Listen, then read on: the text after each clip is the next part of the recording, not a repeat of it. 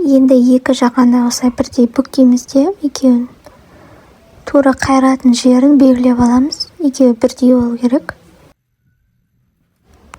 Енді қараңыздар, осы қайыратын жерді тура сол жерді тігісін қиып жібереміз. Осылай кішкене тігіске 1-2 мм жетпей. Енді 0,1 тігіс жүргізетін боламыз. Тігісін ар жаққа, подборды емес, мына сурет бар жаққа жатқызамыз да 0,1 тігіс беріп шығамыз тура шетінен.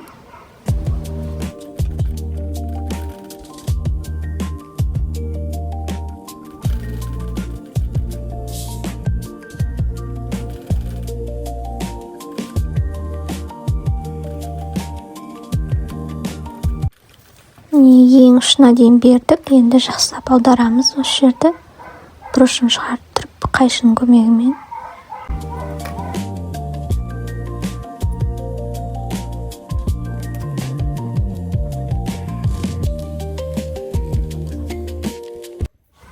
Енді екінші жағына 0,1-ді подбордқа береміз. Не тігісті подборд жаққа жатқызамыз да 0,1 тігіс беріп шығамыз.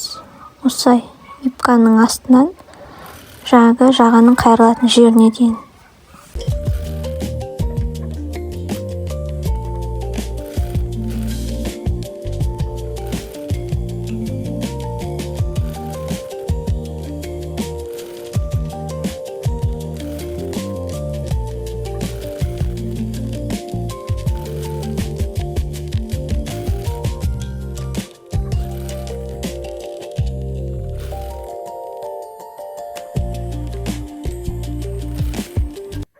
Неге жағаның біткен жері осы жерге дейін береміз.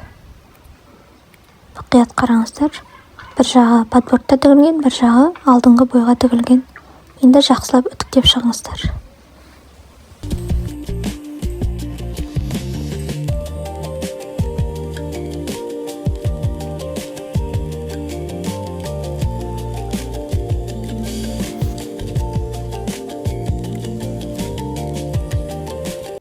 Осындай жастықшаларыңыз болса, сонымен басып жіберіңіздер. Сонда тігіс жақсы жатады. Енді жағаның ішкі жағын өңдейтін боламыз.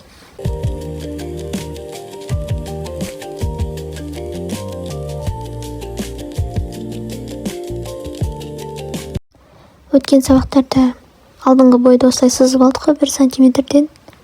Подбордты да тура солай сызып аламыз да, үшбұрыш тұрған жерді қиятын боламыз.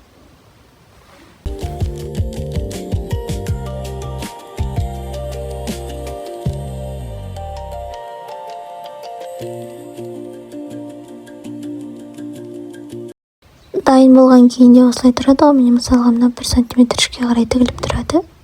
Сонда осылай болу керек. Үйтіп бүктеп аламыз да, ішкі жағынан қолымызды кіргізіп, сол жерді тігеміз ішкі жағынан. Алдыңғы бойымыз қалай тігілген, подбордта да тура солай екеуін сәйкестендіріп тігетін боламыз. Мына жерді қиып алыңыздар.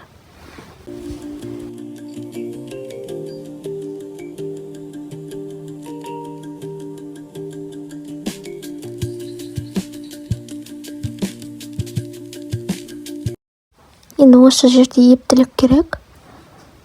Бір жақ үшбұрышын тігеміз бірінші. Артқы бойдың. Содан кейін бір жақ үшбұрышын тігіп алғаннан кейін екінші жақ үшбұрышын тігеміз.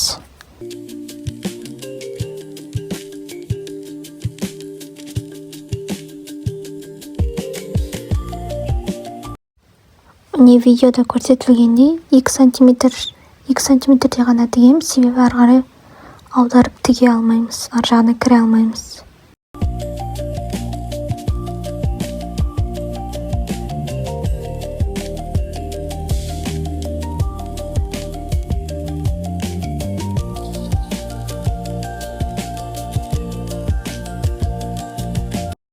Подбордымыздың екінші үшбұрышы осындай кішкентай ғана, осы кішкентай жерін тігеміз. Бұл бізде иығы болып келеді. Сонда готовый осылай тұру керек бізде. Сіздерде осылай шығу керек. Мына бізде арқамыздың ортасы. Бұл жерді біз сыртынан тігетін боламыз. Ішіне кіре алмаймыз, себебі бұны пока что қоя тұрамыз. Енді екінші үшбұрыш жағын тігіп алыңыздар, содан кейін Осы жерді тігуді көрсетемін.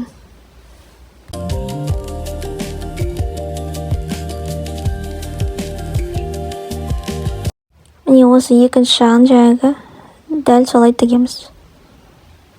Бірінші бүктеп аламыз, готовый сияқты тұрған, сосын ішінен кіріп тігетін боламыз. Міне мен екі бұрышында тігіп алдым. Енді мына иығындағы тігісті жабуымыз керек. Міне бір жағын жауып тастадым осылай.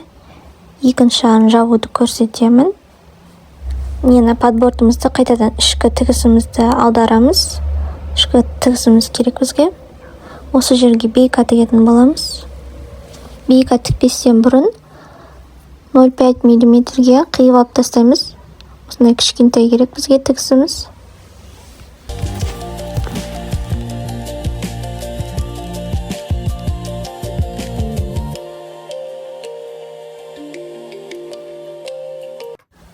Енді бейканы мына артқы бойға қоямыз. Алдыңғы бойды үстіне қойып, бейканы астына қоямыз да, тура аяқтың тігісі бар ғой, сол тігістің үстімен жүріп өтеміз.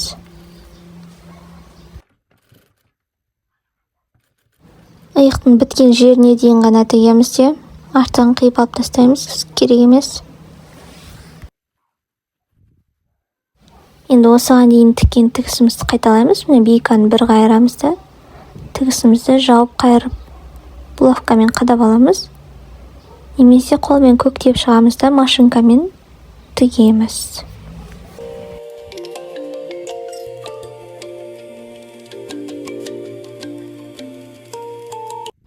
Енді артқы бойдан тура бейканың 0,1 мм-ге тігіп шығамыз. Осымен иығымыздың тігісі өңделді.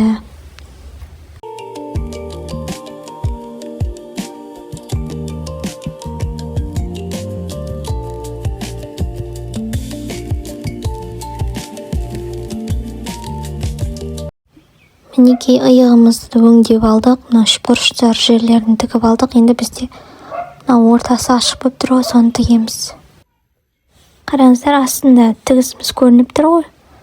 Сол тігістің бойымен ішке қарай қайырып бүктеп аламыз да, булавкамен қадап аламыз. Енді бұл бізде артқы бойдың мойын жағы ғой, бізде ең қатты көзге түсетін жер әдемі болып тігілу керек. Сол үшін булавкамен жақсылап қадап аламыз да, қолмен көктеп аламыз. Өзімізге ыңғайлы болу үшін, қазір машинкада тіккенде шығып кетпейсін. Шығып, жылжып кетпес үшін, міне мен уже көктеп жатырмын. Көктегенде де білесіздер ғой, бір қабатпен ғана көктейміз, себебі сөккен кезде ыңғайлы болу үшін.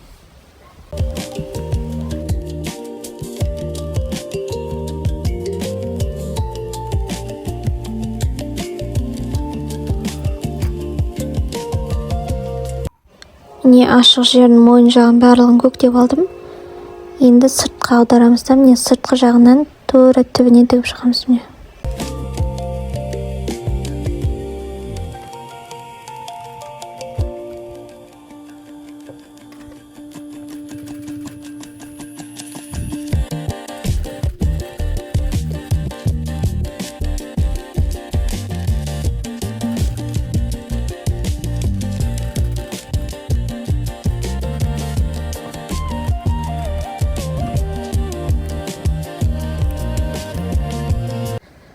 Тігісіміздің барлығы тігілгенін көз жеткіземіз де, мына көмекші тігісімізді сөгіп алып тастаймыз.